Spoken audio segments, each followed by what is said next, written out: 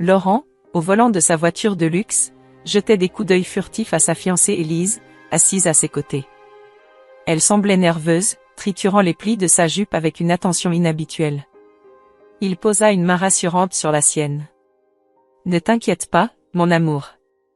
Mes parents seront ravis de te rencontrer, dit-il avec un sourire encourageant. » Élise hocha la tête, mais une ombre d'incertitude flottait encore dans ses yeux. La demeure de la famille de Laurent se profilait à l'horizon, majestueuse et intimidante. Un château moderne, avec des jardins impeccablement entretenus et des sculptures en marbre qui ornaient l'entrée principale. Philippe et Isabelle attendaient leur arrivée sur le perron. Philippe, un homme d'une cinquantaine d'années, aux cheveux grisonnants et aux yeux perçants, affichait un sourire calculé. Isabelle, élégante et froide, se tenait à ses côtés, ses lèvres fines dessinant une moue de désapprobation à peine dissimulée. « Bienvenue, dit Philippe en serrant la main de Laurent avec une vigueur exagérée. « Et tu dois être Élise, ajouta-t-il, son regard glissant sur elle avec une évaluation silencieuse. Isabelle se contenta d'un hochement de tête poli mais distant. « Nous sommes ravis de vous rencontrer, répondit Élise avec une courtoisie impeccable, bien que son cœur battait la chamade. À l'intérieur, la maison était encore plus impressionnante. Des lustres en cristal pendaient du plafond, et des œuvres d'art valant des millions ornaient les murs. Les invités étaient déjà présents, des amis de la famille, riches et influents, bavardant et riant avec aisance. Philippe prit la parole, attirant l'attention de tout le monde. « Chers amis, permettez-moi de vous présenter Élise. » Il marqua une pause, et un sourire narquois apparut sur ses lèvres. « Notre nouvelle femme de chambre. » Un silence choqué s'abattit sur la pièce, suivi de murmures étouffés. Élise sentit le rouge lui monter aux joues, une humiliation cuisante brûlant sous sa peau. Laurent, stupéfait, regarda son père avec incrédulité. « Papa, ce n'est pas drôle, protesta-t-il, mais Philippe haussa les épaules, nonchalant. « Allons, Laurent, c'est juste une plaisanterie, dit-il, bien que son ton manquait de sincérité. » Isabelle s'approcha d'Élise, une lueur glaciale dans les yeux. « Nous espérons que vous vous montrerez à la hauteur, ma chère, dit-elle d'une voix douce mais tranchante.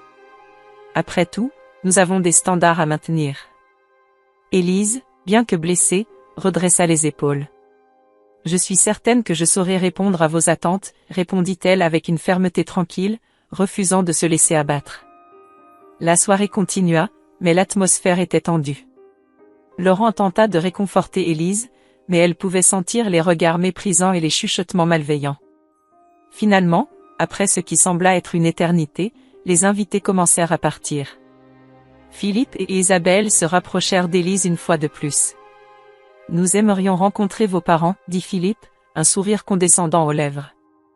Peut-être que cela nous aidera à mieux vous comprendre. » Élise serra les dents, mais acquiesça. « Très bien. Je vais organiser cela. » Sur le chemin du retour, Laurent prit la main d'Élise en signe de soutien. « Je suis désolé pour ce qui s'est passé ce soir, murmura-t-il. Je ne savais pas que mes parents se comporteraient ainsi. »« Ce n'est pas ta faute, répondit Élise, bien que sa voix trahissait sa douleur. Mais je vais leur montrer que je vaux bien plus que ce qu'ils pensent. » Laurent, bien que inquiet, respecta sa détermination. « Nous trouverons un moyen de leur prouver qu'ils ont tort, dit-il avec conviction. » Mais alors qu'il s'éloignait de la demeure familiale, une question brûlait dans l'esprit d'Élise.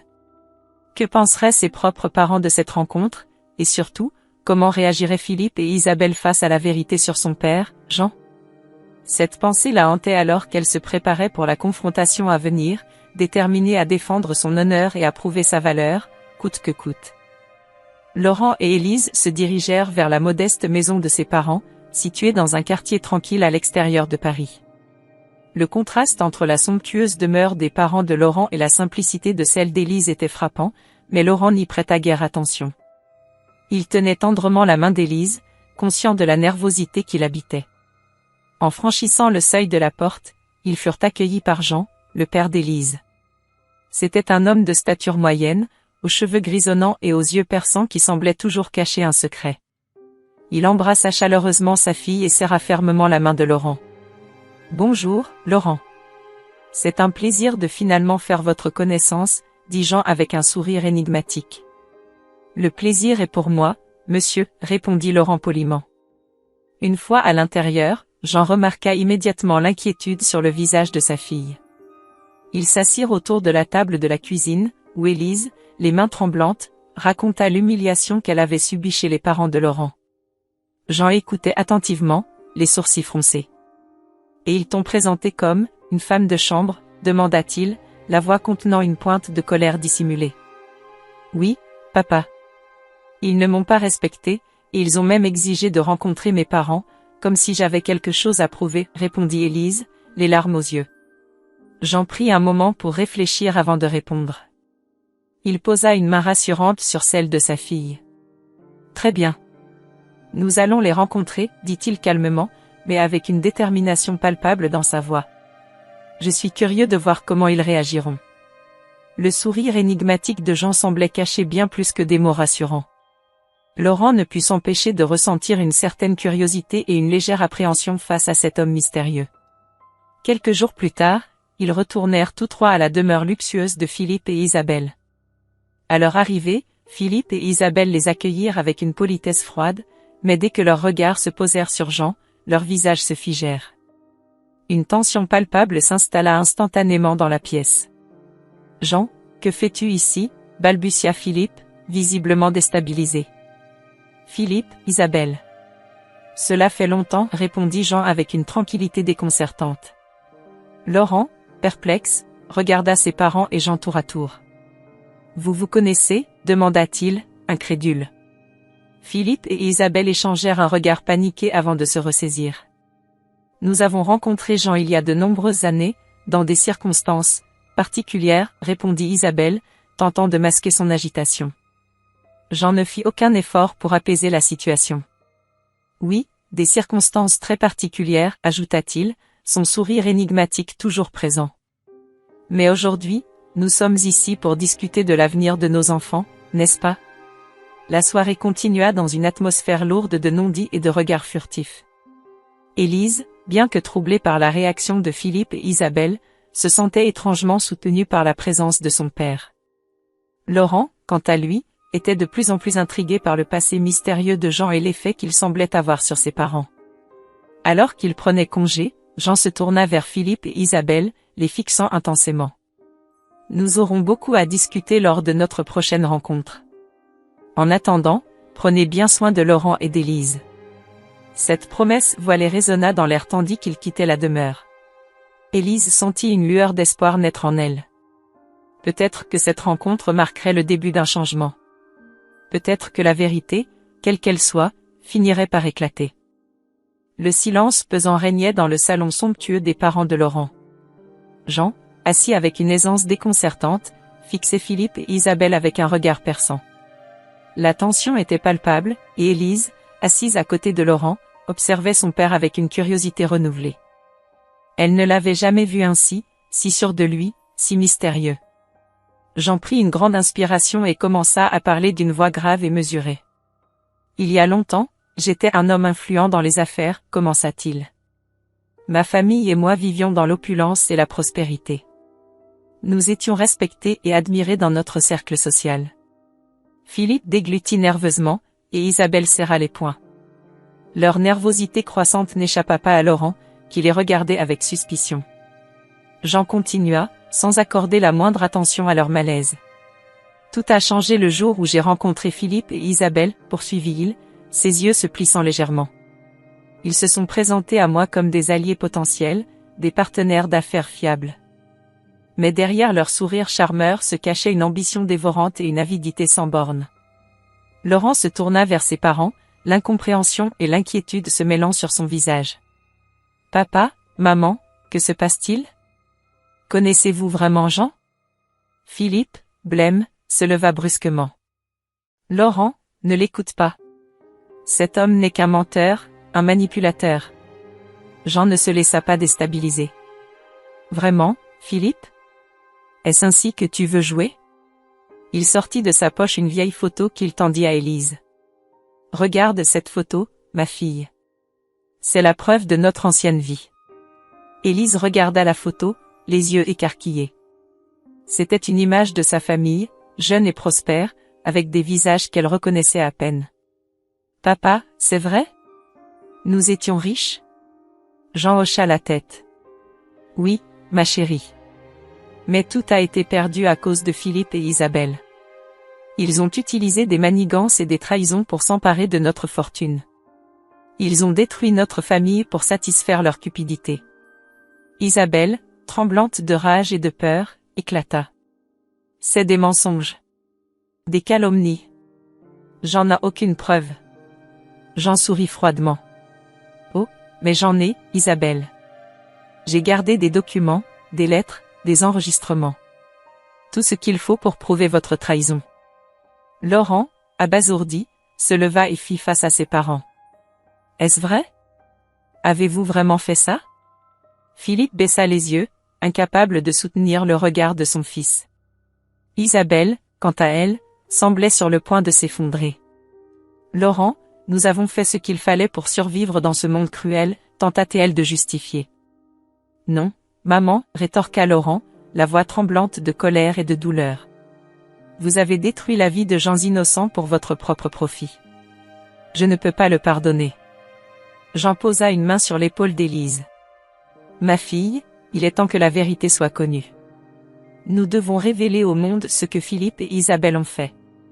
Élise, les yeux brillants de détermination, hocha la tête. Oui, papa. Il est temps de rendre justice à notre famille. Le silence retomba dans la pièce, lourd de conséquences. Laurent, désormais conscient de la vérité, se tourna vers Jean et Élise. Je vous aiderai. Nous devons faire éclater la vérité au grand jour. Ainsi, les alliances se redéfinissaient, et les masques tombaient. Le chemin vers la justice serait long et ardu, mais Élise et Laurent étaient prêts à l'affronter ensemble, unis par la vérité et l'amour.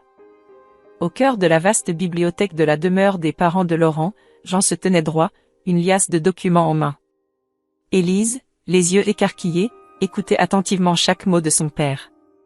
Philippe et Isabelle, quant à eux, pâlissaient à vue d'œil, sentant que le sol se dérobait sous leurs pieds.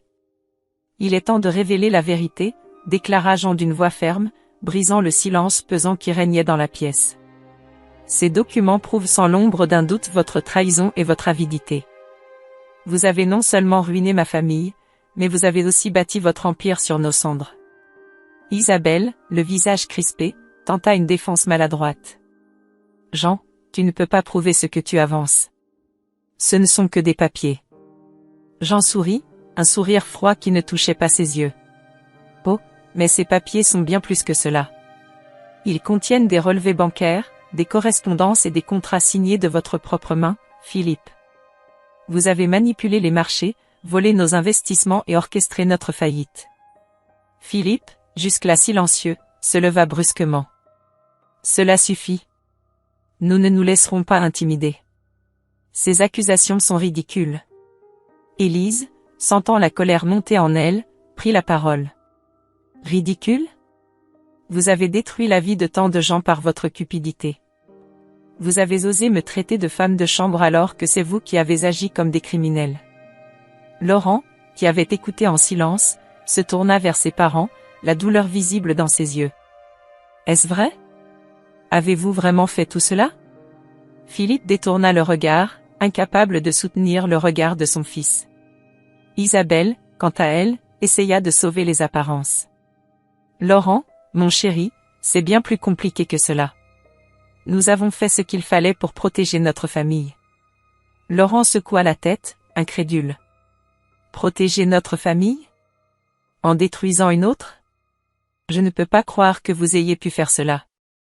Jean s'avança, tendant les documents à Laurent. Voici la vérité. Tu mérites de savoir ce que tes parents ont fait.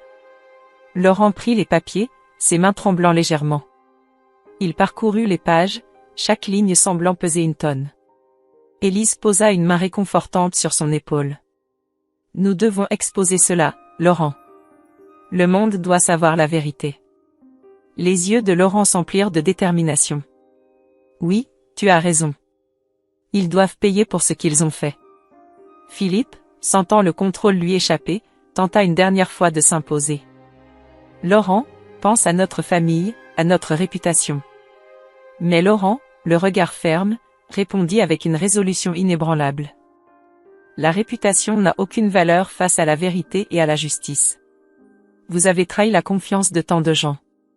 Il est temps de réparer vos erreurs. Isabelle, désespérée, implora. Nous pouvons trouver une solution, Jean. Dis-nous ce que tu veux. Jean secoua la tête. Il n'y a aucune solution qui puisse effacer ce que vous avez fait. La justice doit être rendue. Élise, se tournant vers Laurent, déclara avec une voix emplie de détermination. Nous devons agir rapidement. Il faut que tout le monde sache ce qu'ils ont fait. Laurent acquiesça. Oui, nous allons révéler la vérité. Ensemble. La tension dans la pièce était palpable, chaque membre de la famille sentant que les événements prenaient une tournure irréversible. Les regards échangés étaient chargés de non-dits et de promesses de vengeance. Mais une chose était claire, la vérité allait enfin être dévoilée, et les coupables allaient devoir faire face aux conséquences de leurs actes. Philippe et Isabelle, déconcertés par les révélations de Jean, se retrouvèrent face à une situation désespérée. Leur première réaction fut de tenter de soudoyer Jean pour acheter son silence.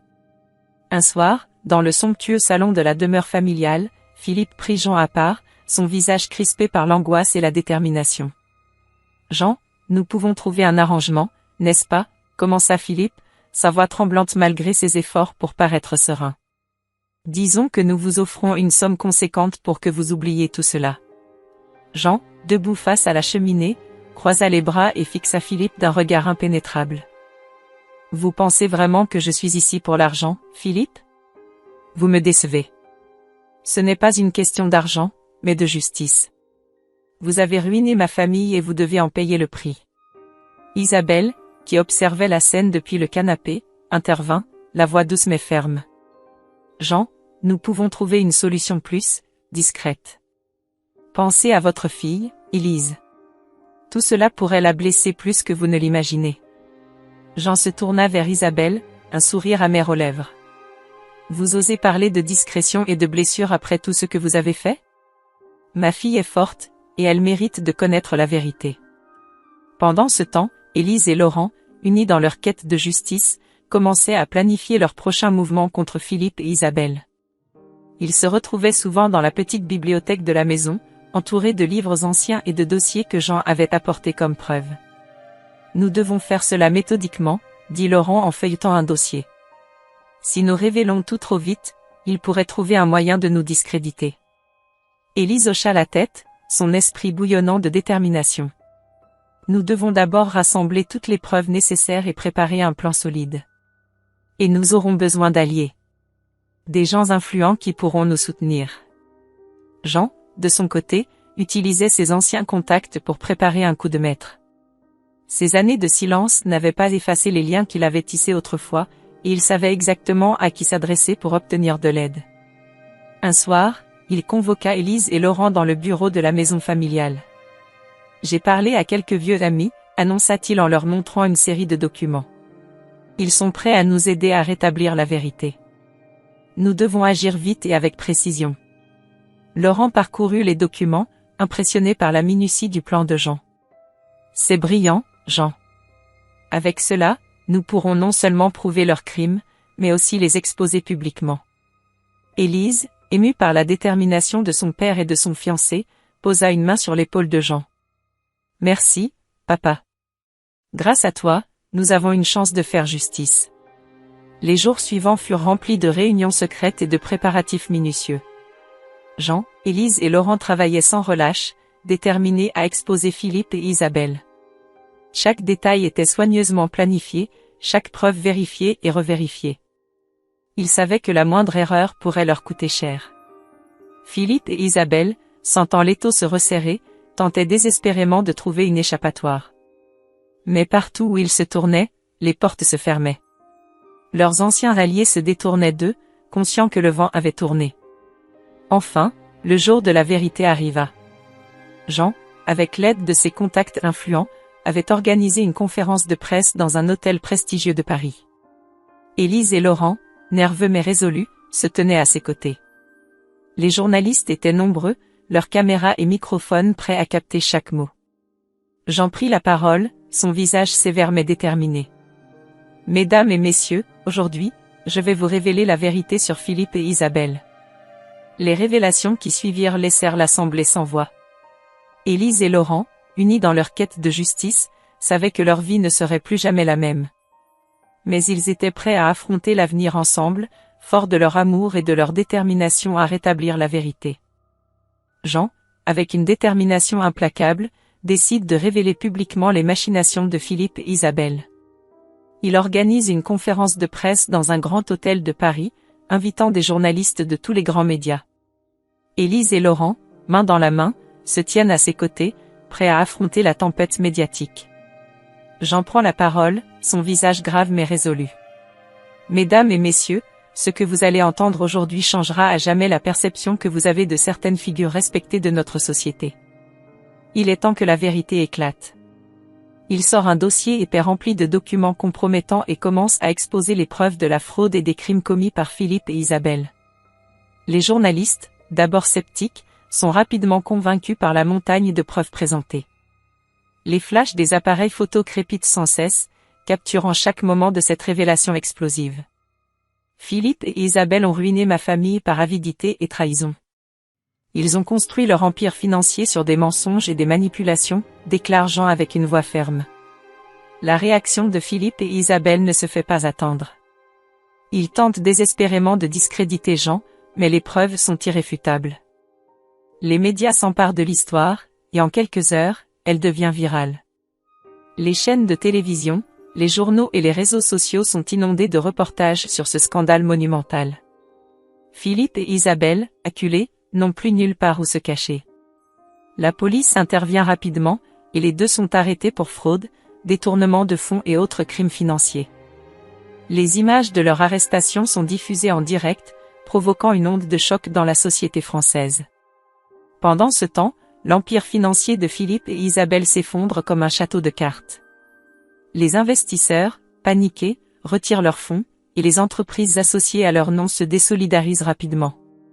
Les actions chutent en bourse, et en l'espace de quelques jours, ce qui était autrefois un empire puissant est réduit à néant. Élise et Laurent, désormais libres des manipulations toxiques de Philippe et Isabelle, commencent à reconstruire leur vie ensemble. Ils savent que la route sera longue et parsemée d'embûches, mais ils sont plus unis que jamais. Nous avons surmonté tant d'épreuves, Laurent.